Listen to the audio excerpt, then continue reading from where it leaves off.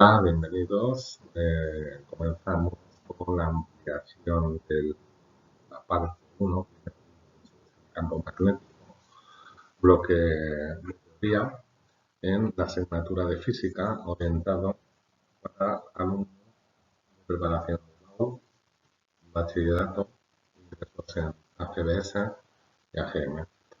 Vamos a comenzar con un segundo vídeo de la primera parte, de introducción teórica al bloque de campo magnético dentro de la asignatura de física. Comenzamos. Dice magnitudes electromagnéticas, inducción magnética. En la naturaleza encontramos materiales que tienen propiedades magnéticas, es decir, que atraen a materiales férreos. Los materiales que presentan estas propiedades son los imanes, que se caracterizan por tener un polo norte y un polo sur. El polo norte del imán se orienta hacia el norte geográfico de la Tierra y el polo sur hacia el sur geográfico. Acercando dos imanes distintos, observamos que los polos de igual signo se repelen y los de distintos se atraen. Por lo tanto, todo imán presentará dos polos magnéticos. Así, si rompemos un imán por la mitad, tenemos un polo norte y otro sur aislados, sino que obtendremos dos imanes más pequeños, cada uno de ellos con su pareja, norte y sur. Dice, si dejáramos limaduras de hierro, como observamos aquí, en las cercanías de un imán, podríamos observar el espectro magnético que tiene, es decir, las líneas que representan el campo magnético del imán, llamadas también líneas de fuerza. El campo magnético es la perturbación que un imán o una corriente eléctrica produce en el espacio que lo rodea. Vamos aquí, la perturbación que provoca. Esta perturbación se manifiesta en la fuerza magnética que experimenta cualquier otra carga en movimiento dentro de un campo magnético. La intensidad con la que vamos a medir el campo magnético se va a medir mediante el vector de inducción magnética, ¿vale? O campo magnético.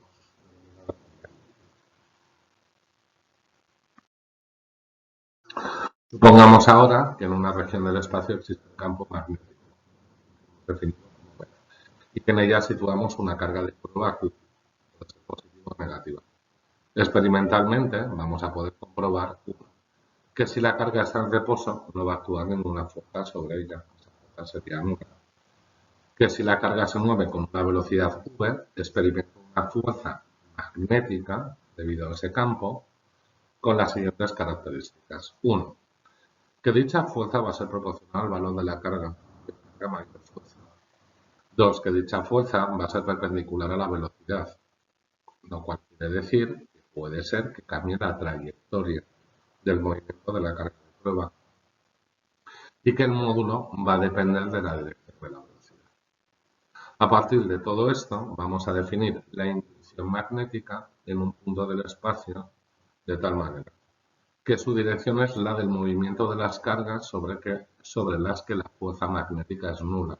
Importante. 2. Su sentido se determina mediante la regla del tornillo que pasaremos ahora a explicar. Si la carga es positiva y si la carga es negativa, los sentidos van a ser opuestos. Y tercero, que el campo magnético se definirá a partir de ahora como el cociente de la fuerza partido de la carga y de la velocidad y del seno del ángulo que forman el campo magnético y la velocidad.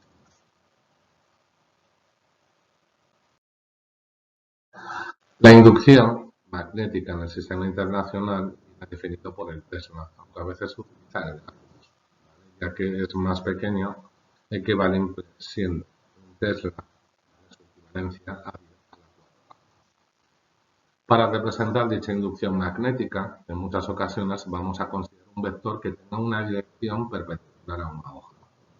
Aquí un lápiz, tenemos una hoja que es perpendicular y en sentido hacia dentro de la hoja lo marcaremos siempre con una X, ¿vale? O hacia afuera con un punto.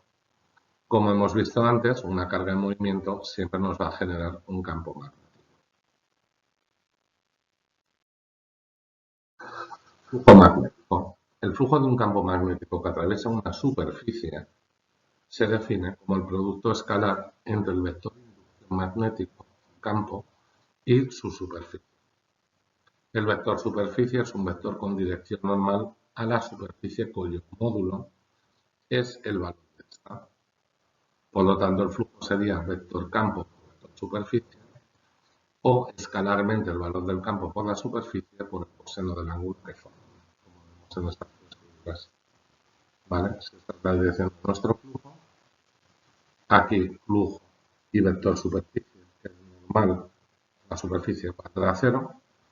Aquí determinará un ángulo, como estamos viendo, vector superficie y el vector del flujo del campo magnético, y en este de aquí, pues sería de 0. ¿De acuerdo? Va a ser máximo, como vemos aquí, cuando campo y superficie son paralelos. ¿Por qué? Porque el coseno de 0 nos va a hacer 1. Y va a ser nulo cuando el campo y la superficie, como vemos aquí, vector superficie y vector campo, son perpendiculares, puesto que el coseno de 90 nos es 0. Indicamos, además, que como se trata de un producto escalar, el flujo dependerá del módulo del vector inducción magnética B, de la superficie y del ángulo que forma la superficie con el campo. Y por último, la unidad en la que vamos a calcular el flujo va a ser la unidad Weber.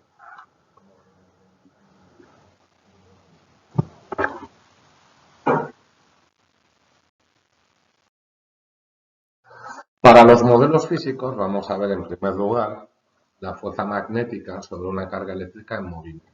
¿De acuerdo? Muy importante. Indicamos aquí que sabemos que una carga eléctrica en un movimiento genera siempre un campo magnético. ¿De acuerdo? Si una carga eléctrica penetra en una región del espacio donde hay un campo magnético, va a someterse a una fuerza magnética que se calcula de la siguiente manera. Y es que el vector fuerza será el valor de la carga de la partícula que multiplica al producto vectorial de la velocidad y del campo magnético. ¿Vale? Entonces observamos aquí que nosotros tenemos una carga Q sub 0, un ángulo θ, tenemos el sentido y la dirección de la velocidad, el sentido y la dirección de nuestro campo, y como bien sabemos el producto vectorial generará un vector perpendicular, formará 90 y 90. Esta definición es conocida como la ley de Lorentz y dice que la fuerza que actúa sobre una carga en movimiento es un vector cuya dirección es perpendicular al plano que forman la velocidad y el campo magnético.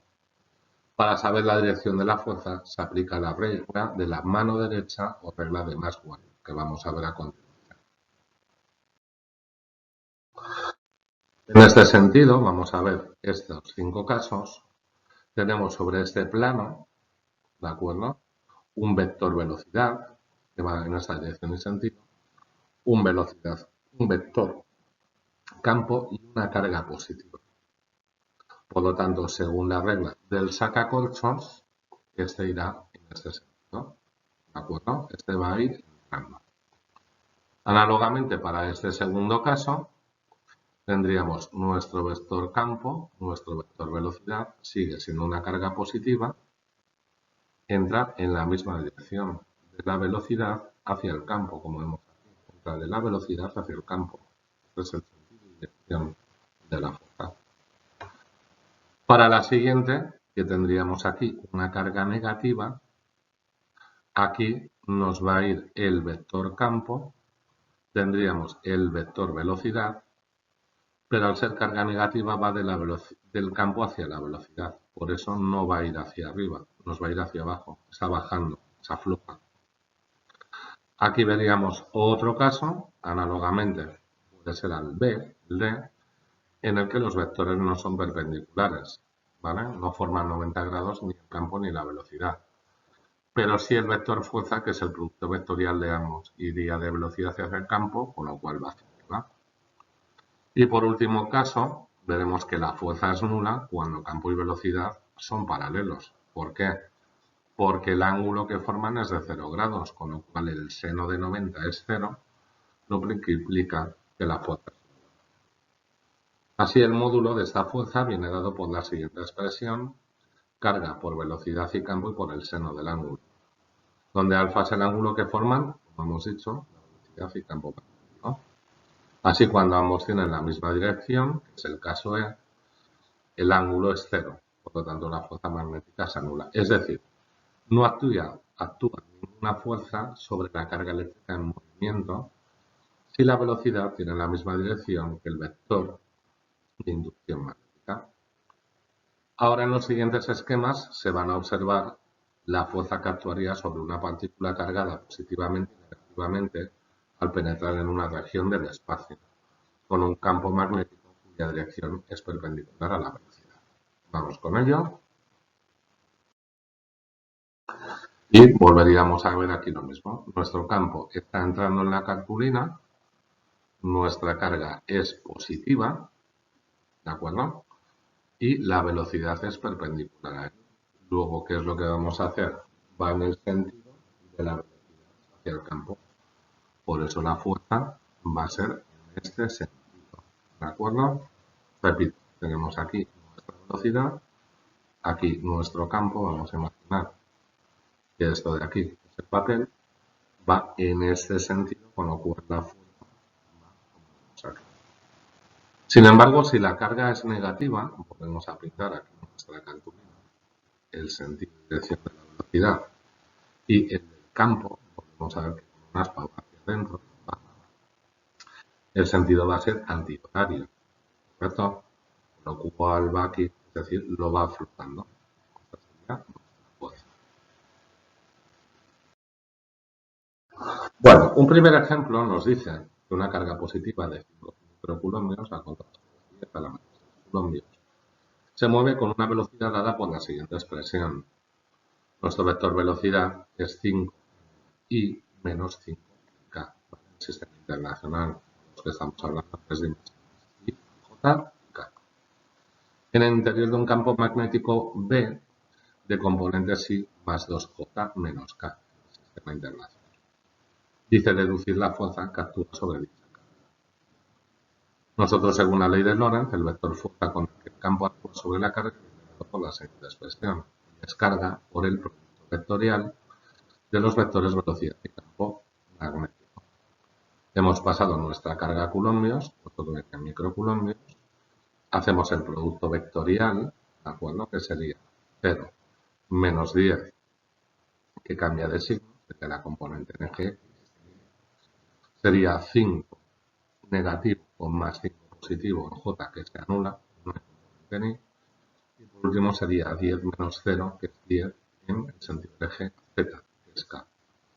Por lo tanto, multiplicando el valor de la carga las componentes del vector, observamos que la fuerza como vector tendrá componente 5 por 10 a la menos 5 en I más 5 por 10 a la menos 5.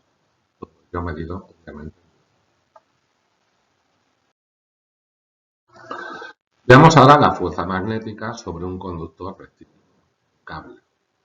Dice, cuando en lugar de una carga eléctrica tenemos un conductor eléctrico por el cual pasa una intensidad I de corriente, la fuerza magnética viene dada por la siguiente expresión. Y es que nuestra fuerza será el valor de la intensidad por la producto vectorial, correcto, aquí, del vector longitud por el campo magnético, aplicando siempre la regla de la mano derecha. ¿De acuerdo?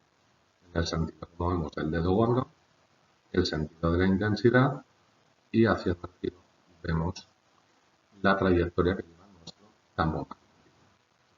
Dice esta expresión que corresponde a la primera ley de Laplace y en la que la intensidad es la carga partido por el tiempo, es la intensidad de corriente y el vector longitud del conductor, que tiene la misma dirección que el conductor, ¿de acuerdo? Y sentido el de la corriente. La fuerza que actúa sobre él será perpendicular al conductor del campo.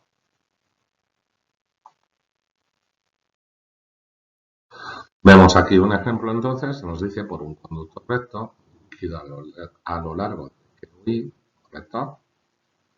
Dice circular en sentido positivo del citado eje una intensidad de corriente de 20 amperios.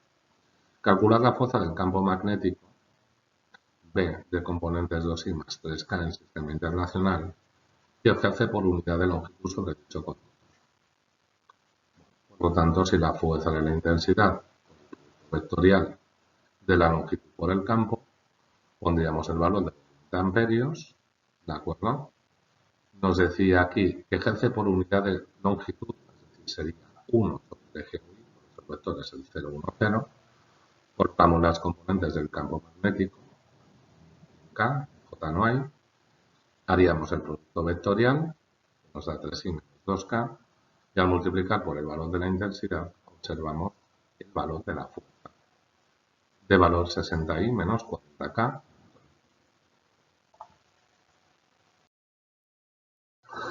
Veamos ahora movimiento de una carga en un campo magnético uniforme. Y un primer caso sería si los vectores fuerza y campo magnético son perpendiculares. Dice, si una fuerza de masa m, una partícula de masa m y carga q penetra en un campo magnético uniforme B con una velocidad v perpendicular a las líneas del campo, actuará sobre él una fuerza perpendicular a su velocidad y de módulo constante, que según la segunda ley de Newton procederá o nos va a producir una aceleración normal. Esto lo que nos quiere decir es que si es en nuestro sentido de velocidad, por ejemplo, tenemos un campo que va hacia adentro, una carga positiva, esta será la fuerza, lo cual va a hacer que la partícula empiece a hacer esta trayectoria. ¿Qué se va a cumplir en ella? Pues que por un lado la fuerza magnética y la fuerza normal tienen que ser iguales. Por lo tanto, tendríamos que la fuerza magnética la carga por el producto vectorial de la velocidad y el campo, en el que si son perpendiculares quedará como carga por velocidad. ¿De acuerdo? Y luego nuestra aceleración normal era la velocidad al cuadrado partido por el radio, que se nos quedará de esta manera. Dice, si la aceleración normal, la única presente es constante, la partícula realiza un movimiento circular uniforme, como hemos hecho en el gráfico anterior. Teníamos ese sentido del campo, este sentido de dirección de la velocidad, esa va a ser la fuerza que obtenemos, según Lorentz, y entonces esta partícula Q comenzará a hacer esta trayectoria circular, en el que, como hemos dicho, tendrá una aceleración normal, velocidad al cuadrado de radio, equivalente a ¿qué? A carga por velocidad por campo entre masa. Este es nuestro radio, ¿vale? De giro. Masa por velocidad, carga por campo, ¿no? Para hallar otras magnitudes que caen en estos ejemplos, la velocidad angular, que es velocidad entre radio, nosotros sustituiríamos el dato anterior obteniendo que la velocidad angular es carga por campo entre masa. Y análogamente, otra de las magnitudes que suelen decir, que sería el periodo, a través de su definición, en el que la velocidad angular es 2π del periodo y que el periodo es 1 partido por la frecuencia, nos quedaría equivalente a 2π por la masa partido por la carga por el. ¿De acuerdo? Expresiones que debemos de conocer. Vamos a ver ahora si los vectores fuerza y campo no son perpendiculares. Este ejemplo de aquí, ¿de acuerdo? Tenemos nuestro campo, ¿vale? Que va a ir en esa dirección y sentido. Tendríamos nuestra velocidad, que es esta, y vemos que no son perpendiculares. Lo que vamos a hacer es descomponer en X y en Y, ¿de acuerdo? Un vector paralelo al campo magnético y otro perpendicular a él.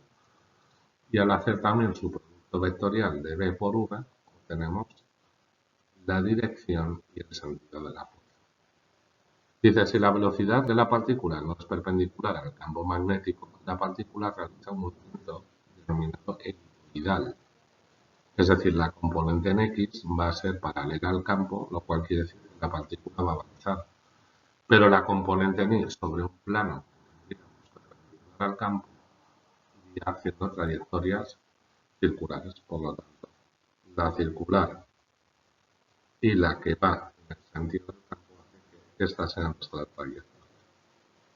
En este caso, el radio y el paso de la hélice respectivamente se dan de la siguiente manera. Radio, como hemos calculado antes, que sería la masa por la componente ni de la velocidad, ojo, que es la perpendicular al campo magnético, partido por la carga y el campo. Y luego esa distancia que se nos va a ir moviendo horizontalmente sería la componente en X de la velocidad por el periodo que tarda en dar una vuelta. Como nos dice aquí, donde V perpendicular es la componente de la velocidad perpendicular al campo magnético y V paralelo la componente paralela al campo, siendo T el tiempo que tarda la partícula en dar una vuelta. Por lo tanto, nuestro periodo se puede medir como 2pi por la masa partido por la carga y por el campo.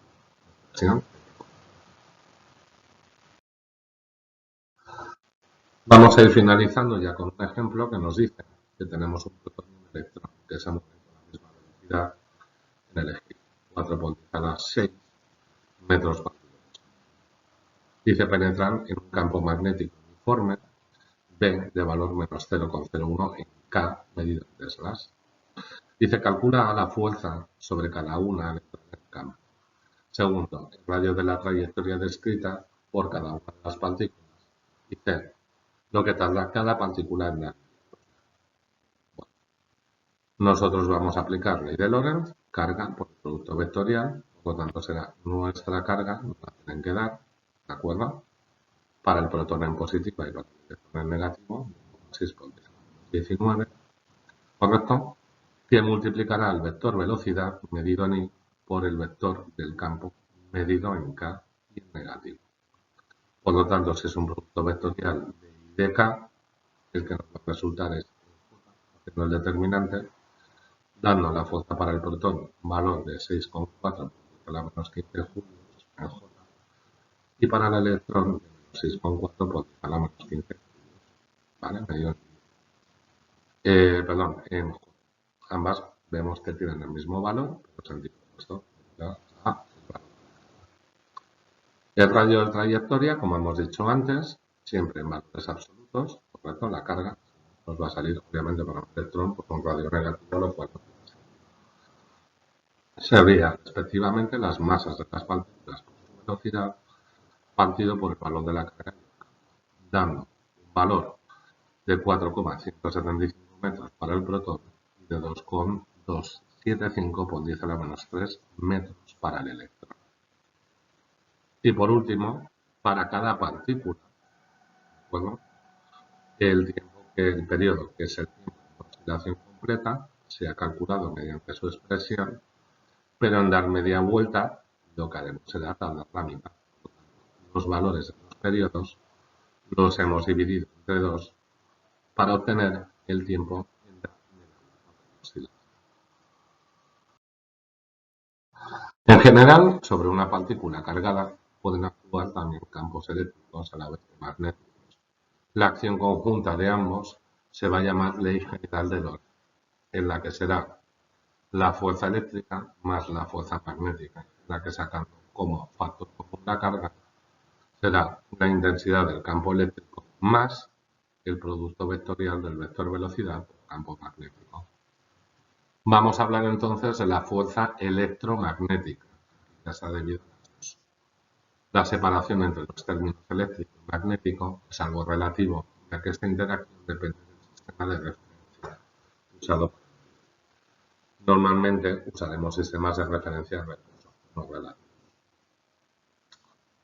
Bueno, y aquí tenemos ya un vídeo de ampliación de la parte 1, como introducción a campo magnético, como hemos acabado aquí, a electromagnético. ¿De acuerdo? Vídeo teórico, ¿vale? Que tenéis que ir revisando. Se va a hacer un tercer vídeo con las características sobre esta parte más importante y comenzaremos ya con ejercicios prácticos y las siguientes partes teóricas. Un saludo.